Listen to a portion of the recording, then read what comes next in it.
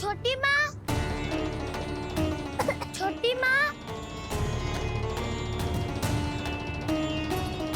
बलराम, क्या होगा लल्ला? सब ठीक तो है ना? छोटी माँ, वो क्या होगा लल्ला, बता। छोटी माँ, आपने कहा था ना कि ये यदि मिट्टी खाए तो मैं आपको बताऊं।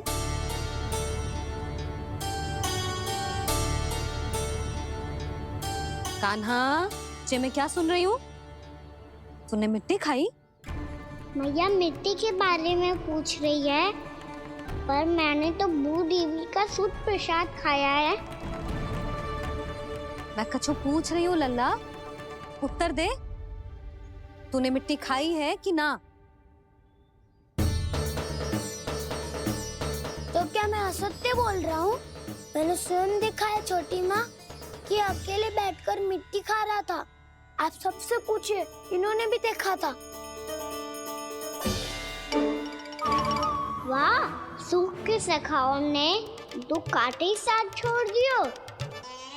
मुझे तुझसे सच सुनना है कान्हा। बता, तूने मिट्टी खाई है कि ना? झूठ बोल रहा है, सच्ची सच्ची बता, खाई है? ना भैया, मैंने मिट्टी ना खाई।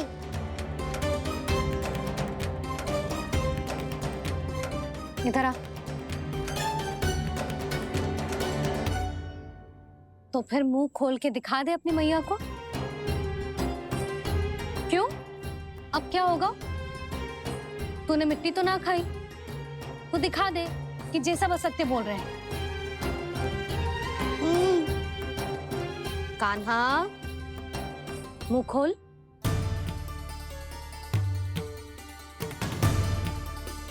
मुंह खोल लल्ला, मुंह खोल के दिखा। दिखा मैया को।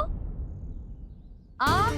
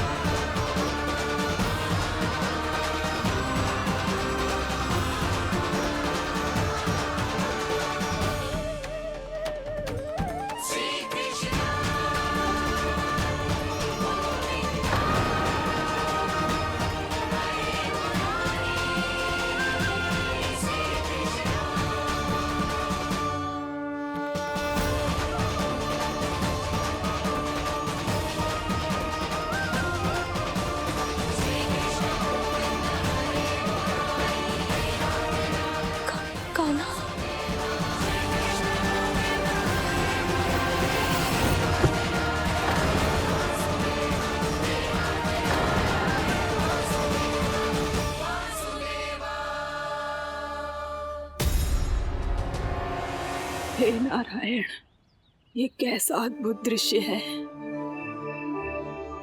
कान्हा के मुंह में संपूर्ण ब्रह्मांड, पर इसका अर्थ क्या है? नारायण की इच्छा क्या है? क्यों दिखाया उन्होंने मुझे ये सब? क्या बताना चाहते हैं मुझे वो ये सब? कुछ ना कुछ कारण तो अवश्य है। लगता है मुझे मेरे इन प्रश्नों का उत्तर मेरे कान्हा के पास जाके ही मिलेगा।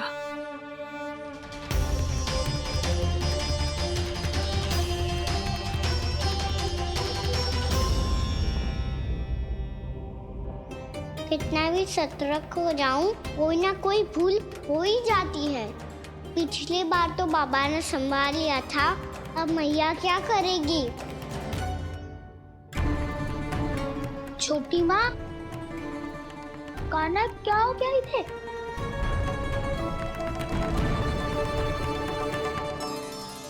मैया,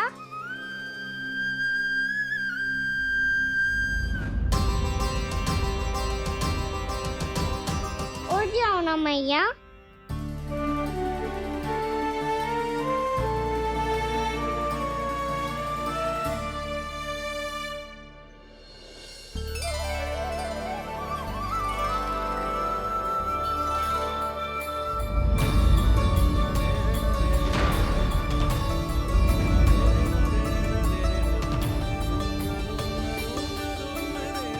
मैया,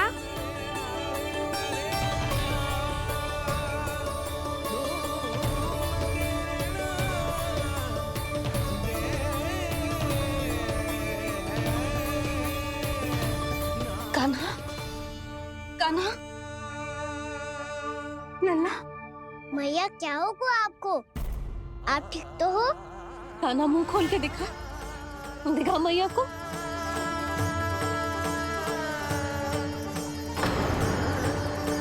इसमें तो बस मिट्टी है, तो जो मैंने देखा वो क्या था? स्वप्न था मेरा या कोई भ्रम हुआ था? हाँ लल्ला, इससे पहले कि मैया मेरे सत्य समझ जाए, मुझे स्थिति को संभालना होगा। मुझे क्षमा कर दो मैया, आपको दुखी करो मैंने, पर मैं सच्ची कह रहा था, मैं मिट्टी ना खाई, बस भू देवी का प्रसाद ही खाया था। आप कहोगे तो आगे से ना खाऊंगा, सच्ची।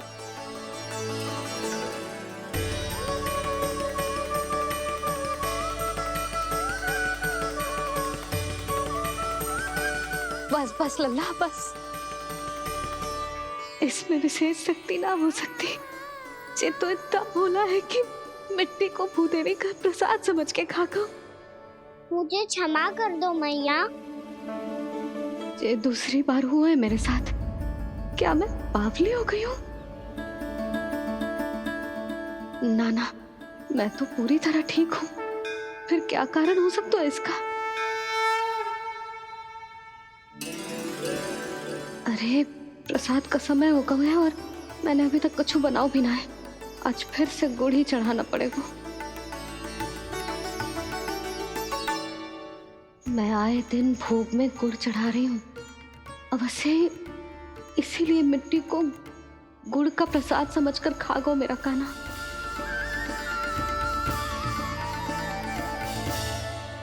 मैं समझ गई लल्ला, वो अकेले बैठ के मिट्टी क्यों खा रहा था।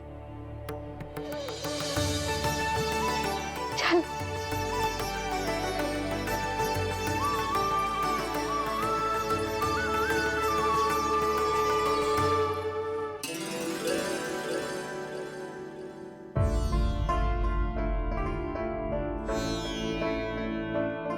मुझे क्षमा कर दो प्रभु। अपनी ममता में लल्ला की आवश्यकता को सबसे अधिक महत्व दे रही थी मैं। इसी कारण से आपकी भक्ति में भूल चूक हो गई। पर आप तो साक्षी हो, मेरे मन के भीतर आपकी श्रद्धा और भक्ति में कुछ कमी ना है। पर हाँ, कर्म कांड और विधि विधान में ऊंच नीच है तो अनुचित ही। पर आज जो मैंने देखो है ना, उसने मुझे मेरी भूल का आभास करा दिया है नारायण।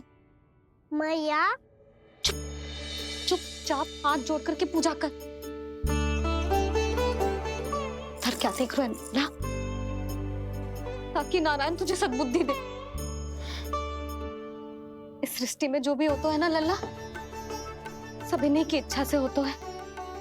और हम बार बार अपनी अज्ञानता के कारण इनके विधान पर प्रश्न उठाने लगते हैं। हम ये भी ना सोचते कि प्रभु की लीला पर संदेह करने का अधिकार ना है हमें। समस्या चाहे कितनी भी बड़ी क्यों ना हो, सही समय पर नारायण सही मार्ग दिखा ही देते हैं, जैसे आज उन्होंने मुझे दिखाओ है। आज आपने मेरी आंखें खोल दी नारायण। पति, संतान, परिवार सब महत्वपूर्ण होते हैं, पर आपकी भक्ति भी उतनी महत्वपूर्ण होती है। अब से इस बात का पूरा ध्यान रखूंगी मैं। सच्ची निष्ठा और भक्ति से आपकी पूजा करूंगी, भोग, अनुष्ठान और सेवा करूंगी। वैसे नारायण, सच्ची बात तो ये है कि सब इसी के कारण हो रहा है। इसके कारण आजकल मुझे समय ना मिलता है। मैया, मेरी सेवा ही तो नारायण की सेवा है।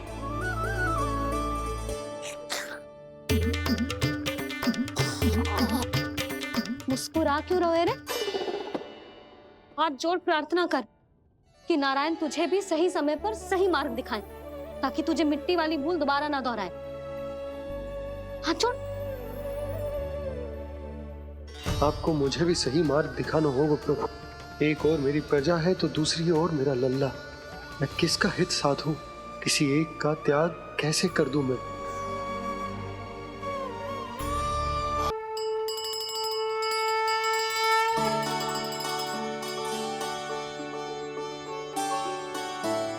मैया, प्रसाद दो ना। क्यों? मिट्टी ना खानी? नहीं।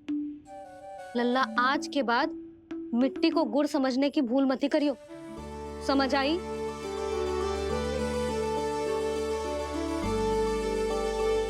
जा अब विश्राम कर।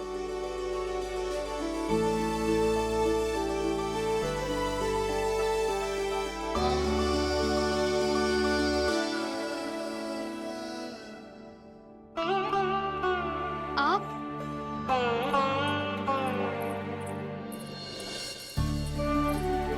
लो जी, मुझे ना आपसे बहुत महत्वपूर्ण बात करनी है। मेरे साथ आओ, चलो। बहुत आवश्यक बात करनी है। बैठो, बैठो जी। सुनो जी, आप विश्वास ना करोगे आज मेरे साथ क्या हुआ है। पर पहले ये बताओ, आप मेरा उपहास ना उड़ाओगे ना, पिछली बार के जैसे?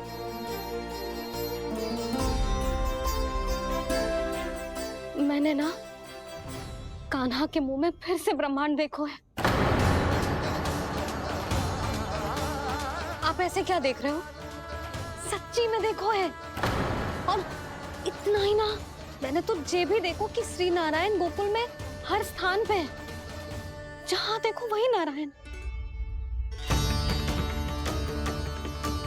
ये तो इसी बात का संकेत है यशोदा के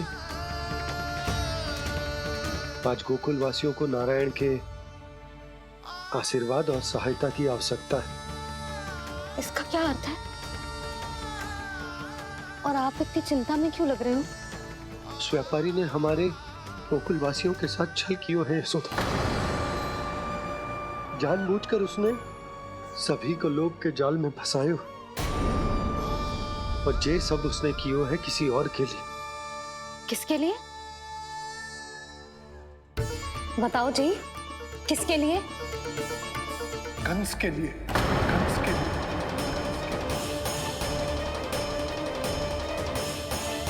उसे कंस नहीं भेजा था यहाँ।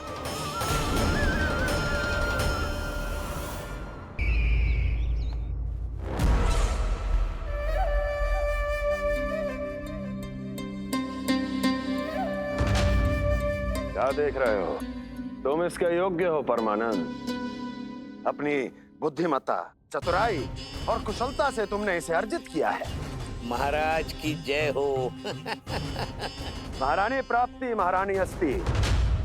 हमें तो लगता है कि परमानंद को हमारे मंत्रिमंडल में होना चाहिए। परमानंद, जिस प्रकार तुमने गोकुल वासियों को अपनी चतुराई के चक्रव्यूह में फंसा दिया है, अद्भुत था वो। अद्भुत। आप बस आज्ञा दीजिए महाराज, ये सेवक पालन करेगा। आज गोकुल आपके चरणों के नीचे आ गया है। कुछ ही समय में पूरा संसार आपके पैरों तले होगा।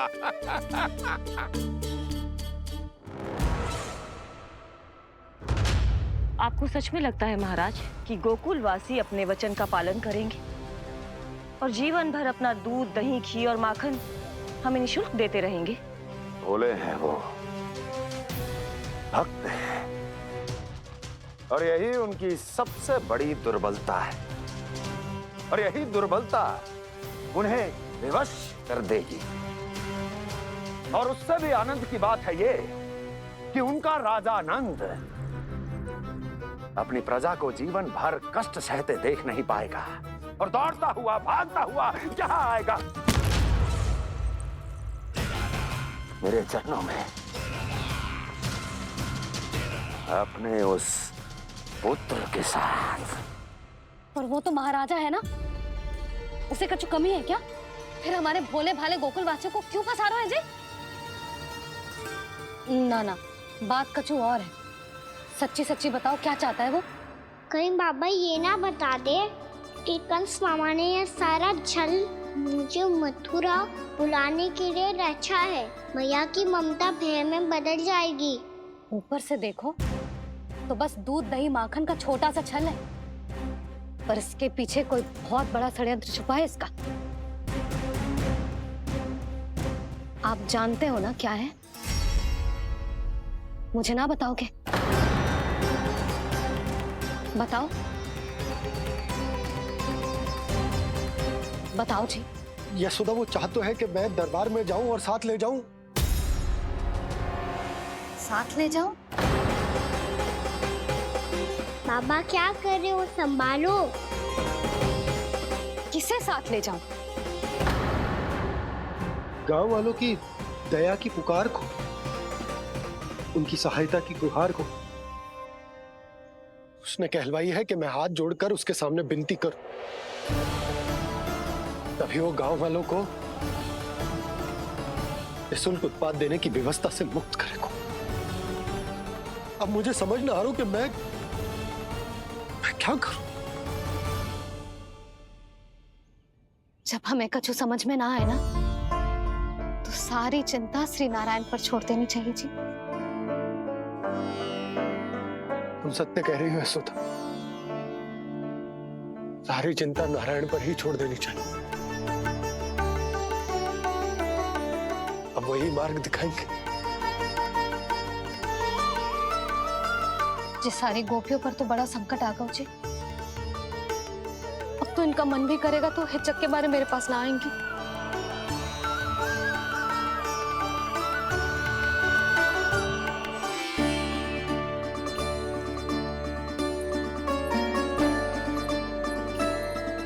बाबा तो पूरी तरह भूल गए हैं प्रभु, ये सच में आप कौन हैं? हाँ मुरली, इस समय मैं उनके लिए केवल उनका लल्ला हूँ। पर आपके पास उन्हें इस चिंता से मुक्त करने का उपाय है प्रभु, है ना? चल छोटी माँ के पास। बलराम, कान्हा की चुगली करेगा तू? बस, कोई बीच में नहीं बोलेगा आज। कोई बीच में नहीं बोलेगा आज। चल कान्हा।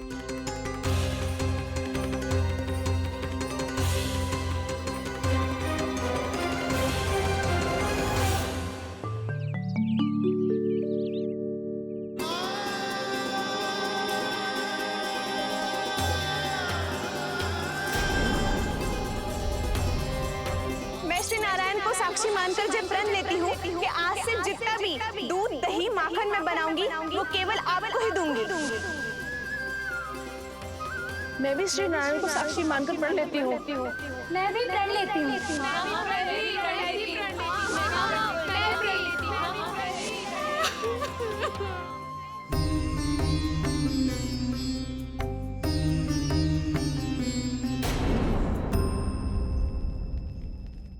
अब बुरा मानने या चिंता करने से कछु लाभ ना होगा। बस स्थिति कैसी भी हो, चिंतित होना समाधान ना हो तो समाधान तो चिंतन करने से ही मिलता है। जब यह आभास हो जाए वह भूल हुई है तो उसे मान। हे नारायण, आज मेरी प्रजा और मेरा लल्ला दोनों ही गहरे संकट से घिर गए। आपको मेरी सहायता करनी होगी।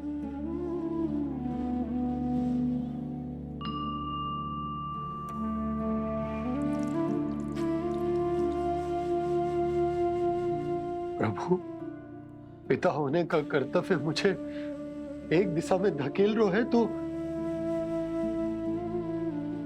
राजा होने का उत्तरदायित्व वो मुझे दूसरी दिशा में खींच रो। इस भीषण संकट में मैं क्या करूं? मैं इस संकट में अपनी प्रजा का साथ भी ना छोड़ सकता हूं और ना ही अपने लल्ला को उस नरभक्षी सिंह की मान में भेज सकता हूं। आप ही को इस समस्या का समाधान निकालना होगा। जय शालिग्राम मुझे मेरे मैया बाबा ने दिया था और उन्होंने कही थी कि जब भी कोई संकट आएगा ना प्रभु, तो इसके रूप में आप मेरा हाथ पकड़ लोगे और मुझे बताओगे कि क्या करना है, कैसे करना है। आज मुझे आपके मार्गदर्शन की आवश्यकता है प्रभु। मुझे मार्ग दिखाइए। बाबा और राजा होने की दुविधा में मैं बटा जा रहा हूं। मेरे इस धर्म की नौका जो झंझावात में फंस गई है, उसे पार लगाइए नारायण। रक्षा कीजिए नारायण।